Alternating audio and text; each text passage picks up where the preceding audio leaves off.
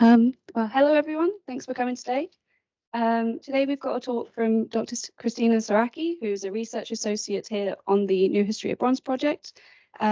Previously, she's been a Marie Curie Intra-European Research Fellow and a fixed-term lecturer in Material Culture Studies at Leiden University. And she's also actively involved as a specialist researcher in groundstone technology in archaeological projects across Greece, Cyprus, Turkey, and Britain, ranging in date from the early Neolithic to the Hellenistic period. And between 2012 and 2018, Christina was the head of the groundstone research team for the Çatalhöyük research project in Turkey, and today she's going to talk to us about this site. Hello, everyone. I would like to thank the Wednesday seminar team for inviting me to talk here today. It's a great pleasure, and thank you all for coming. As Kate said, I am a proud member of the New History of Bronze team that Rachel Krellin directs together with Ollie Harris. And I have, and as quite a few of you may know, the last few years I've been working together with Ollie and Rachel on 2 different projects focusing on materials from Britain. But today I will be presenting research that I have been doing at the Neolithic site of Çatalhöyük in Turkey. Before I proceed, some content warning. There will be slides with some slides with human remains and a lot of slides with stone tools, and I do apologize for that, but you have been warned, so no, nothing I can do now. So one of the questions that people working in the Southwest Asia that they have tried to tackle, to address during the as they excavate and they consider the remains they find, is how people in the past, in the sites they excavate, engaged with their own past, with the remains that were left behind by actions, either their own actions or actions of people that came before them. They have, in this process, they have highlighted certain activities that have taken place and people used that show that people were actively engaging with their past and they were engaging in memory constructing events.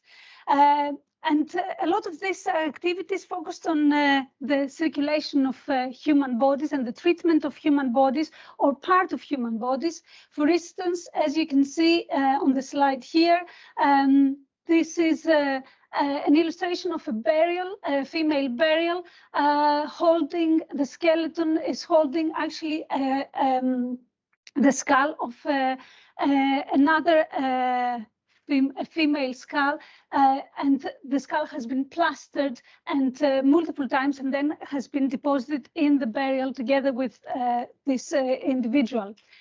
Other activities, other practices that have been highlighted have been considered as rituals that facilitate the creation of memory, where was the concentration, the curation of parts of wild animals, like the home cores of aurochs that you can see on this slide. These tend to be deposited within the buildings, within houses, and quite often in large amounts. Another practice that became obvious was the people in the past were actually actively curating objects that were made, that were used at earlier periods, and or they were trying to retrieve objects from earlier buildings, and then they were circulating them in their contemporary lives. Another practice, again, that was quite central in this interpretation about understanding of history making and memory construction was the persistent use of space. People actively building structures on top of one on top of the other, but retaining the original layout of the structure and trying to reuse the space in a similar way. Now, this shared acts, the way to enforce and enable the construction of social memory has been argued depends on shared acts of remembering. People need to get together, to act together, to perform together, to be part of performances in order to actively create, construct memory. But the reality is that when we think about these practices, these are the practices that we as archaeologists have placed emphasis on. These are the practices we privilege over other things that people may have been doing in the past. And this relates a lot to our idea about certain materials being more powerful, to talk about symbolism and rituals, and other practices are regarded as too mundane to actually be able to create that sense and to enforce that social memory. But what I want to do today is to actually consider some other activities, some other practices that relate to the deposition of mundane objects, objects that relate to everyday life. And I want to see how they can be actually be part of history making and memory construction processes in the past. Now, one of the sites that has given ample evidence about this interest with what's happening with the creation of history and interest in people's past is the site of Çatalhöyük in Turkey.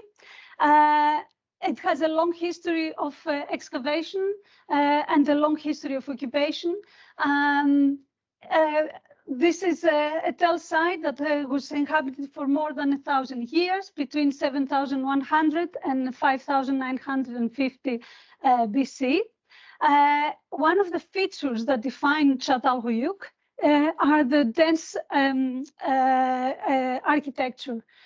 We have houses that are packed, densely packed together, to the extent that, as this reconstruction shows, there are no streets between houses necessarily, and the movement across the settlement that was taking place through the roofs of the buildings, and the other thing is that we don't really have evidence for the presence of a public building, something community building. Now, when Mellard first excavated Çatalhöyük in the 60s, he interpreted some of these houses as shrines. Between 1993 and 2018, a project that was led by Ian Hodder excavated more of these houses, and that project sees these buildings more as houses with varying degrees of elaboration. One of the things that Ian Hodder, one of the suggestions he made is that some houses are actually history houses. What he means by that is that certain houses seem to have a larger number of burials, people buried in the house that do not relate necessarily to the people occupying or residing in the building. They have more elaboration, symbolic elaboration, and quite often they have more than one episode of rebuilding. So you have a series of buildings that are built one on top of the other. Now, a lot of the time when people think about Çatalhöyük, they think that they have this view of the buildings being very elaborate, having lots of wall paintings, being very colorful. But what we have gathered over the years through very detailed excavation and analysis of the stratigraphy is that houses were actually at Çatalhöyük were dynamic entities. Houses were changing, were what Ollie would say they were in the process of becoming. Did I get that? They were constantly being transformed. Walls were being created, plastered, and then removed. Wall paintings were created on the walls, only to be covered with plaster a bit later in the sequence. We have burials, platforms that are opened in order to place new burials under their surfaces, and structures like storage bins or ovens are added or removed in the life history of a building. And actually the work that Kevin has done has shown these fluctuations in the biographies of the buildings very well. A recent dating program, the site has shown that actually that buildings also had a very varied durations of use. So some of the buildings may have been used for up to 25 years, while others have been used for more than one generation, and very few could have had the duration for up to 100 years. On purpose, I put this slide here just to show how the buildings change through their life history. This is a sequence, building 52, which, as you can see, as you go along the sequence, different features are being added, different parts, different spaces become part of the building, and the layout of the building changes quite dramatically. And at the end, a new building is built on top of 52 that has a very different form. So that shows how active, how dynamic the process of architecture is on site. Having said that, there is what it has come to be known as a typical architectural layout.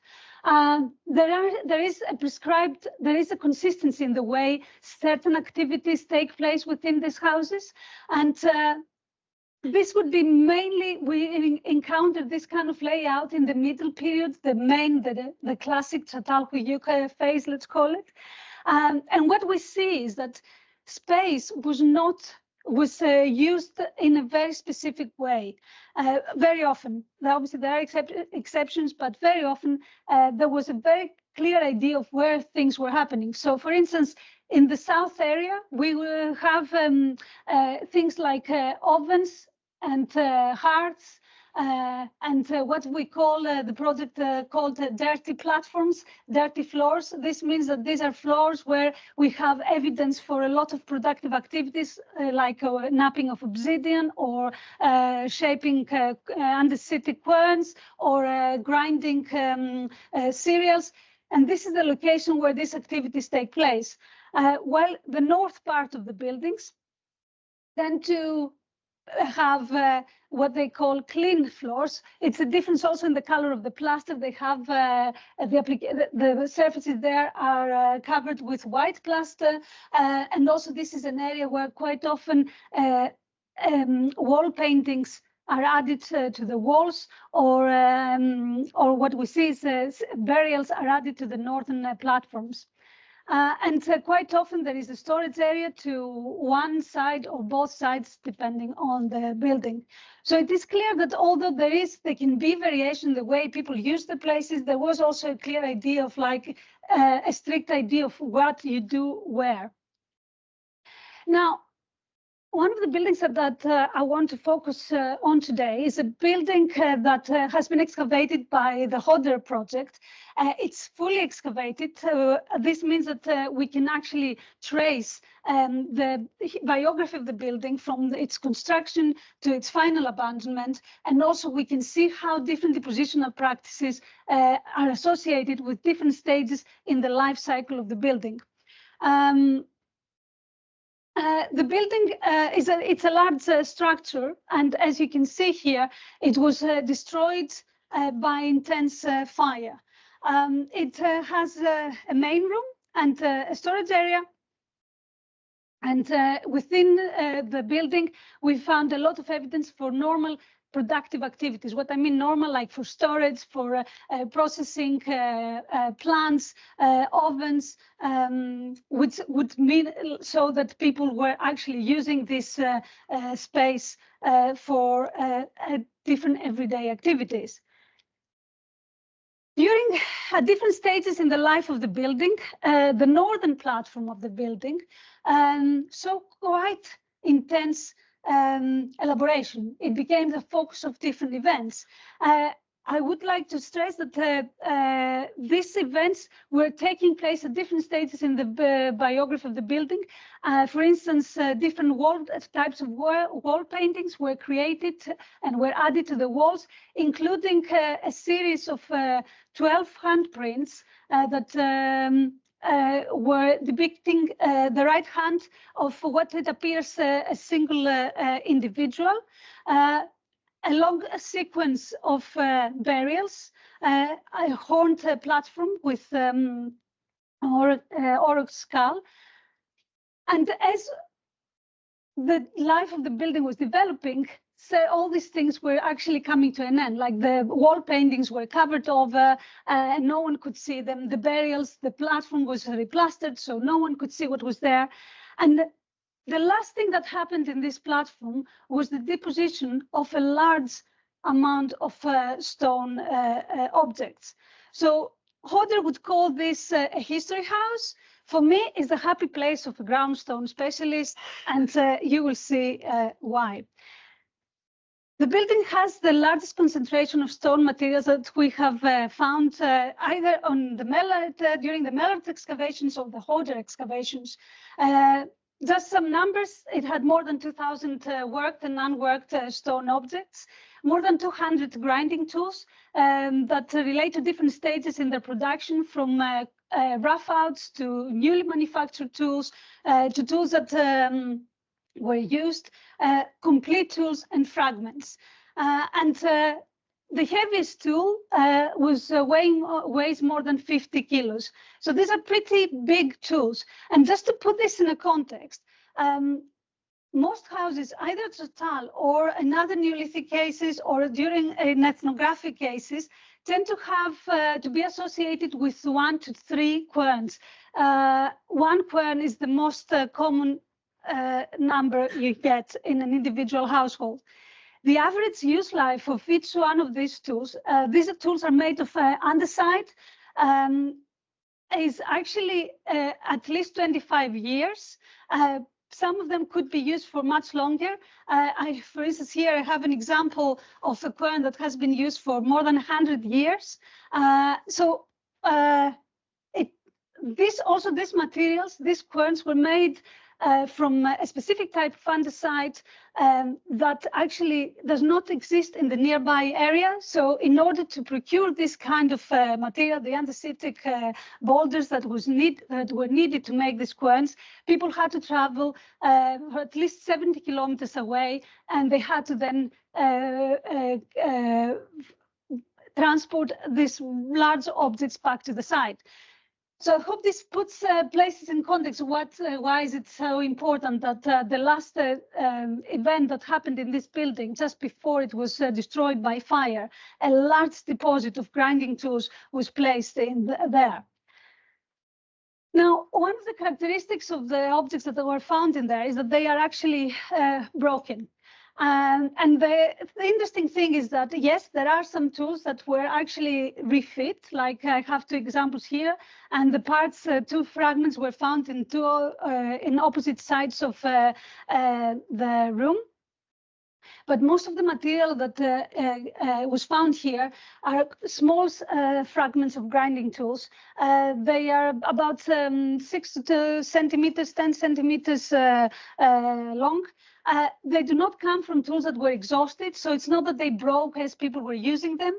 And the interesting thing is that after they broke, people did not reuse them in any other activity. So these are actually objects that grinding tools that were broken on purpose and then left in this state. The other interesting thing is that this material that was found, that was deposited within building 77, has a lot of variation in the degree of weathering between the different fragments. So you have fragments that are heavily weathered and others that look much fresher. And why is this important? This shows that these fragments were circulating they were originally in different primary depositional contexts. They did not have the same history in that sense, the same biography, but they were brought deliberately back to this building 77, just before the event of the fire and the abandonment, and they were assembled in around the main areas of the main room, as you can see here. Now, the most prominent deposition is actually a deposit that was placed, as I mentioned earlier, on the northern platform, a platform that sees a lot of elaboration over the course, the life history of the building. This is at that stage, just before the end of the life of the building. This deposit becomes a visually dominant feature of the architectural space. It is placed in a very prominent location in the main room. This brings to mind depositions of cattle horns, oryx horns that were placed again in very visible locations inside the buildings, as people would see them as they were entering the house. The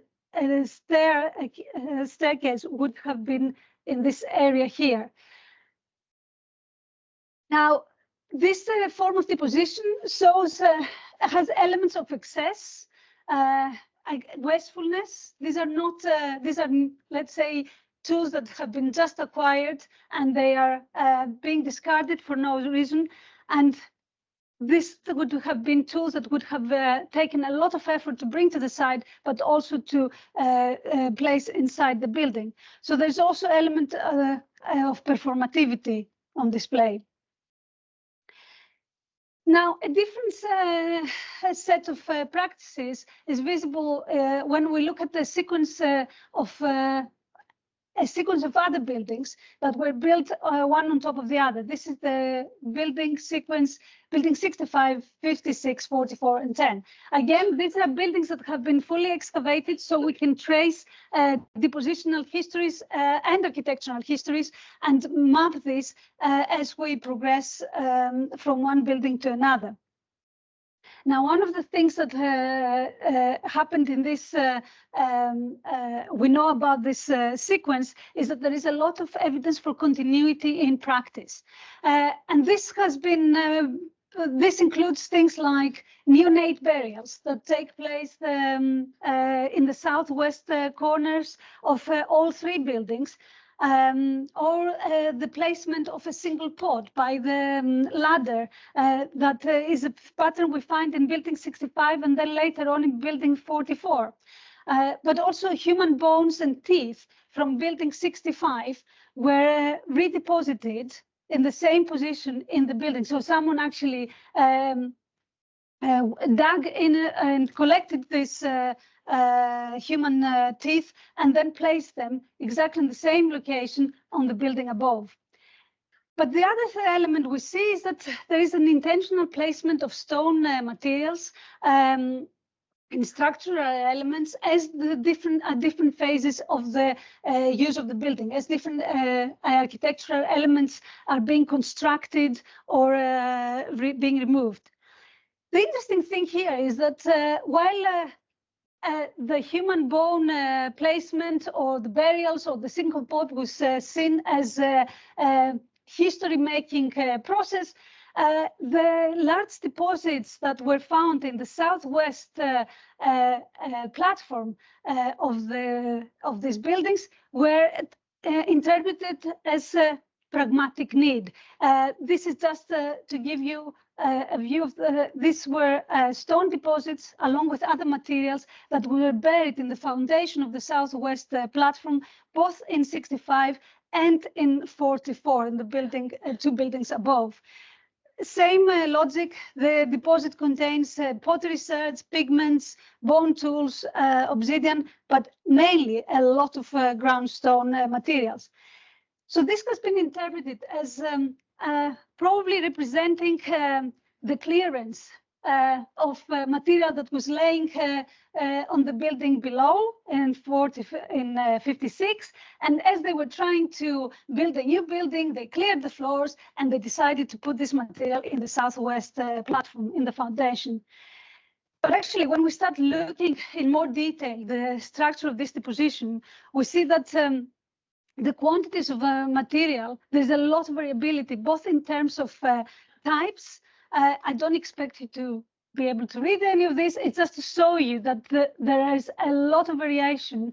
And while in building 77, the emphasis was on grinding tools, here we have a large variety of tools that also like pallets and plastering tools and pottery burnishing tools and axes. From the microware analysis, we can also deduct that actually there was also a lot of variability in the kind of activities that these tools were used for. And the activities that we have identified are ochre processing, stone polishing, hide processing, plant processing, burnishing clustered services, woodworking, different forms of woodworking. So there's a lot of things happening. Now, when we start also looking at the fragmentation and refitting of the objects that are found here, we also see that you have, again, a great variety of objects within this assemblage. So you have newly manufactured tools and others that have been used, complete tools and fragments, but the fragments do not refit, suggesting that these are not tools that broke in situ. But again, as with the building 77, these are fragments of grinding tools that have a lot of variation in their weathering, suggesting that they come from a different primary context. And the other interesting thing is the large quantity of burned material. And this is interesting because none of the buildings in this sequence was destroyed by fire. So to have such a large quantity of burned material, when the assumption is that this is material that was lying on the floors of the building, does not add up.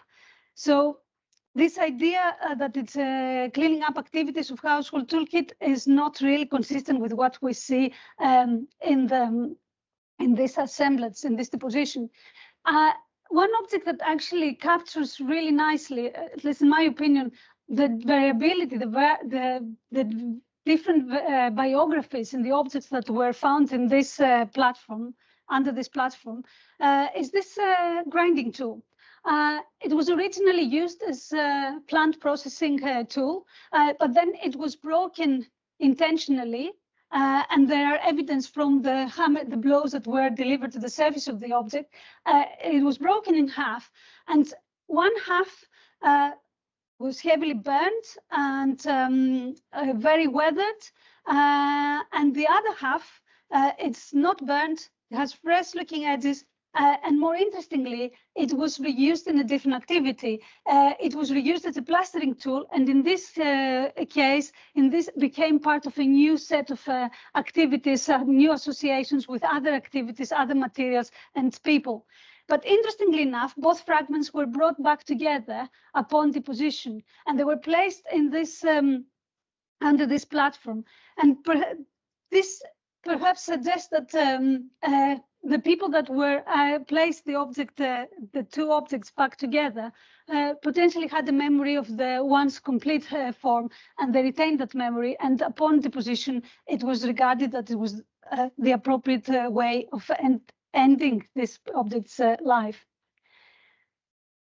Now, while the materials the deposits in building 77 is all about making a visual impact, the stone materials in this sequence were actually woven into the fabric of different architectural elements.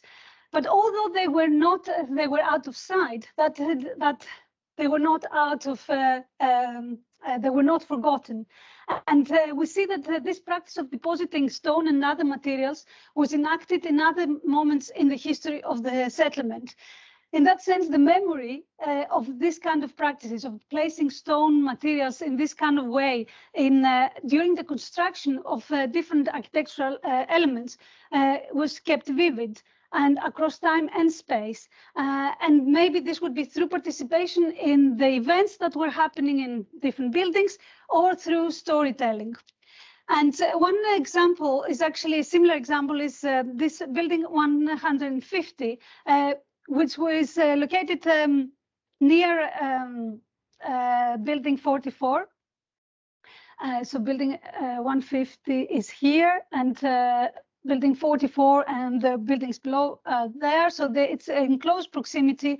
And in this case, again, we have the similar type of deposition with a lot of material being placed in the southwest platform of the building. And interestingly, again, we have a collection of other materials that accompany this large collection of stone objects, including human teeth, an oyster shell that is not common in the area, and a bone spoon, seeds, and other materials. The element that makes this building 150 even more interesting is that actually there are a lot of practices, depositional practices within this building that are reminiscent of material depositions that we encountered in building 65, which was a much earlier building, including the deposition of natural pebbles, a cluster, a concentration of natural pebbles during the construction of a platform. So that shows that memory of the events was being quite vivid, and people had access to that knowledge of what was happening or what had happened in different buildings. Now, one of the questions is that these buildings are associated with these buildings at Çatalhöyük. And there's a lot of different lines of evidence to suggest that houses at Çatalhöyük, they were not, they were connected with other buildings. They were part of social networks that were developing. They played out at different scales. And I think that also these clusters can also give us some ideas about what kind of social networks may have participated in the depositional practice I have been describing. So I mentioned that the quantities of material that we have in building 77 go beyond material that normally we find within individual households or houses. And the number of tools that we have there makes it very plausible that actually this was material that was collected from and was deposited there by multiple groups. This act of deposition, therefore, was commissioned by multiple households. In this case, the quern fragments actually become quite interesting because they seem to be objects that were curated, that were in a way, they can play a powerful role in activities like that when you have a group that is trying to create, to deposit a lot of material. I should say that we have found these fragments stored in different buildings, potentially because there is also the idea that they will be needed for future events, so they can be accessed. And in this context, the deposition was the result of concerted actions of multiple social groups. And this deposition made visible, materially visible, the network of social relationships that were involved, that were entailed, not only in the deposition of the material within the building, but also in the procurement of the material, the movement within the settlement over potentially the rooftops being carried, the large tools being carried over and then placed inside the building just before the fire. In this case, the stone deposits become powerful statements of the ability of a social group to access, mobilize, and destroy significant resources. And that raises the question about the membership, the social, the membership in particular houses that are not necessarily based on residential criteria. It's not about who lives somewhere, it's about people being using the space and being affiliated through wider alliances. The interesting thing here is to consider whether at different moments in the biography of the building 77, different forms of action were chosen to show this wider social network that was part that was associated with Building 77. Potentially, this could have been the handprints that were part of in one of the phases in the life of the building. Also, the large number of burials, the more than 39 people have been buried in this building. And again, that does not add up to the number of people that potentially had resided in the burial. And in this case, also the large stone deposits. Now, while Building 77 is all about quantity, Building 44 is a lot about variety of activities that are variability in the materials that are being placed in this deposition. And this deposition makes reference to a wide range of activities that structured the everyday life. These were the objects came to stand for material practices like the plastering of walls or the grinding of cereals or the shaping of wooden posts. These were all very important events in the life of the houses and the households and defined time in these cases. So we could see that these depositions formed an archive of the events that are associated and define houses and the life of households at the site. Based again on the number and the condition of the material that was deposited there, we could actually start seeing whether, thinking whether these were actually components of multiple toolkits that belong to different households rather than, again, being the belongings of a single household. In this, during deposition, the deposition of the material took place during the construction of the building, and this is quite an important element because house construction is a cooperative social project and has and impacts everyone that is nearby. Think about development of modern houses. If you're trying to fix your roof, quite often you need to put scaffolding that goes next to your neighbor's garden. Everyone is affected. Sometimes not happy, but this is very similar. Thinking about Çatalhöyük, where we have people living very closely together and houses are very closely located. Building a house or a house falling down has an effect on other people as well. And potentially these materials that were deposited within this building could be seen as a commemoration of household contributions, as gifting practices that were in order for people to show their alliances with the house that is being constructed and the household that is making the new house. So in this case, these objects were assembled to create a conceptually whole, complete household toolkit. And in this case, what we want to see is that they are there in order to create a stronger new house, a stronger household. Now, to conclude, my aim today was to focus on different depositional practices and facilitate an understanding of deposition as a dynamic process, and provide an interesting view of the intricacies of particular acts of deposition. Now, tools used in daily activities were deliberately chosen to be included in ritualized acts because they were capable of narrating household history. The clusters I've been talking about were an assemblage of materials, objects, people, and practices, and had the capacity to entwine multiple histories that formed over different timescales. By placing them in these structures, grinding and other stone tools acquired a new significance, and they became history objects and played an important role in the construction of social memory. The layering of houses, Kevin has talked about it very eloquently, with materials and tools was one more process that had the capacity to affect the histories and socialities of individual houses.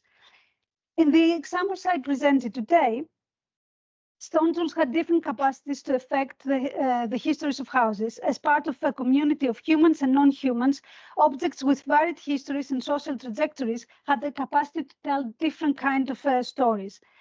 Despite our tendency as archaeologists to privilege certain materials and practices, such as the circulation of disarticulated human parts, over others, people at Çatalhöyük enacted memories and created histories using different kinds of objects and practices. And cluster depositions, like the ones I was talking about of stone materials, was just one more facet of this practice. Thank you.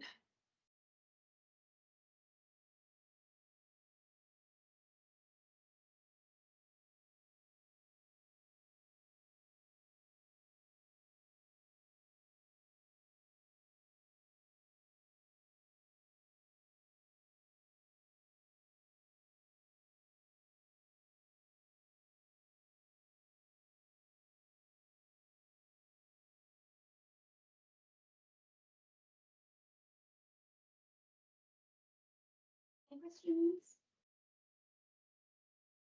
Oh my gosh, really? Thanks, Kevin. Thanks, Christina. That was great. I really enjoyed that. I have so many questions. I'll stick to one. What do you make of the fact that some of these really conspicuous deposits are really intent on a single material, like Building 77's andesite, the house next door has so much wood. I think it's mostly oak, but in it. And then other times it seems like variety is what they're really going for, and bringing as many different kinds of material together. Do those seem like different kinds of depositional acts to you?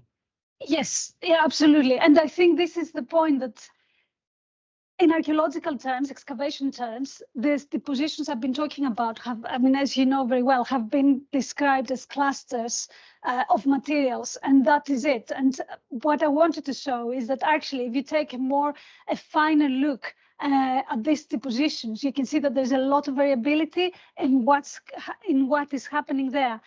So in this case, for instance, I think it's important that, for instance, for Building 77, the choice of material are the grinding tools, because that's why I try to put in context. I realize that a lot of time people don't realize how long is the use life of a grinding tool, because we think that they are just so common and they are everywhere. But actually, people are very closely associated with their grinding tools.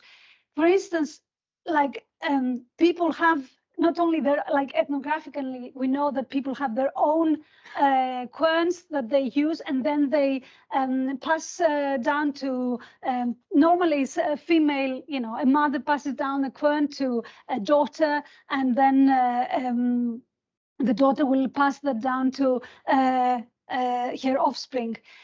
And this is important, like people, I get attached, these are very valuable tools, but they are not valuable in our archaeological understandings of materials, because they are not the fancy materials that have come for, I mean, actually, like, you know, they don't look fancy, and that's why we think they are not important. So having, yes, there are ways of, I think these depositional practices show that there is a lot of variation in the acts and how people choose to retain, to construct memory of events, to place emphasis on events. And despite the fact that we have focused mainly on the human remains, there are other practices that take place within this, in this case, Çatalhöyük, that actually can be very important and equally important in addressing the question about memory construction. So I think, yes, they are very deliberate choices.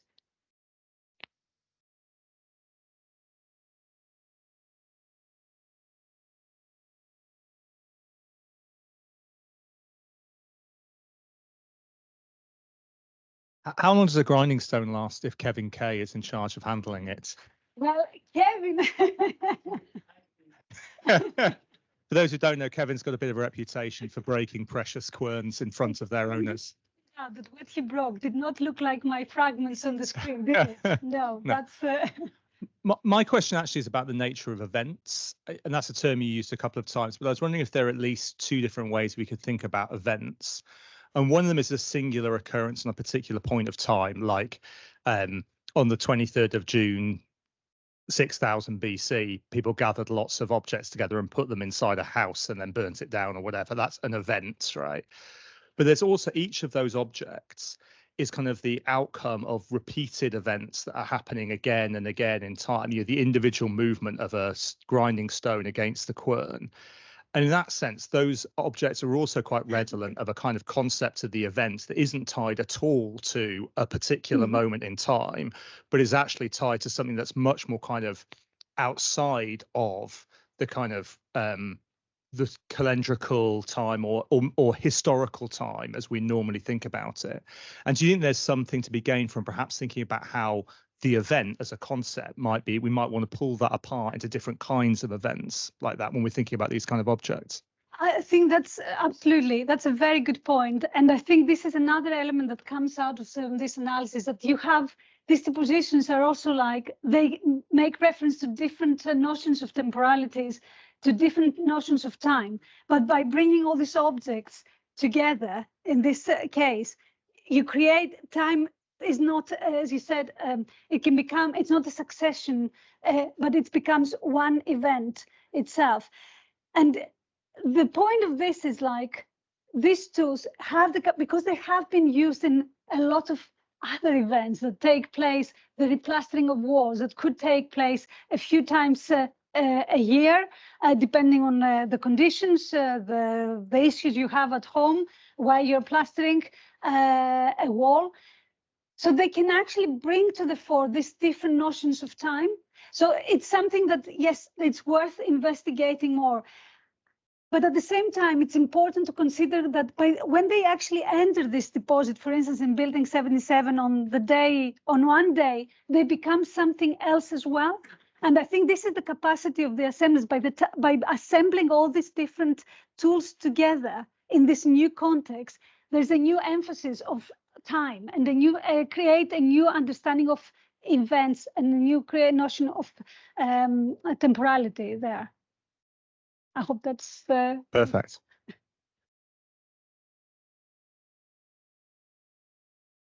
Thank you. 50 years, could be 6, maybe 7 generations. And I was just wondering whether, because you've got people's lives invested in that 150 years, that's their day, what they're doing and everything. And whether when you reach 6 or 7 continuous lives, there's a feeling that that's enough. It's enough. And perhaps it's time to get a new kern as well after 150 years, even though it's the 7 lives that have gone into making it that has raised families. I just wanted that because it's in more modern cultures, if we've got something that's lasting 150 years, we try and keep it going. Why would you, if it's not broken, you haven't said that it's worn away, it seems it's got plenty more years of life. A reason that the family would deposit it. Yeah, I mean, this is also another point I was trying to make, that by stressing that these deposits have objects that were not used for a long time. So in that sense, they were newly made tools. Your brand new quern that you've just acquired, or you're in the process of making after just traveling for 70 kilometers and trying to find a way to bring it back to the site. And then you just place it in this event, in this building, just before it is destroyed by intense fire. This is why it is important to, like, when you look at the depositions of objects, of materials, it's not enough to just say you have to look at spatial distributions. It's important to look at the specificities of the depositional practice to see exactly what is happening there. And ideas about, yes, is it that people decided to throw away some of their tools because they used them for a long time? If they had been used for a long time, those traces of use would be evident on the way the tools looked and in their appearance. And this is not what we see here. So in that sense, it's not that they're throwing away objects that they decided that, okay, I had enough now, it's about time I threw it away. But it is also important to think like where these deposits were placed, whether it is on the surface of a platform or buried in under a platform. These are conscious choices that people make. It's not just random decisions of just like throwing away things. There are midden areas around the houses, and we don't get those kind of grinding fragments there. So it's in that sense, what I'm trying to say is that there are a lot of elements to take apart when you think about deposition. And it is important to think about all these different conditions. As you said, like, could it be that they are throwing away things that they just had enough of throwing away? But even by deciding to place that tool that they want to get rid of in a very particular area within a building, the tool acquires a different meaning. So I think that was what I was trying to argue for in this presentation.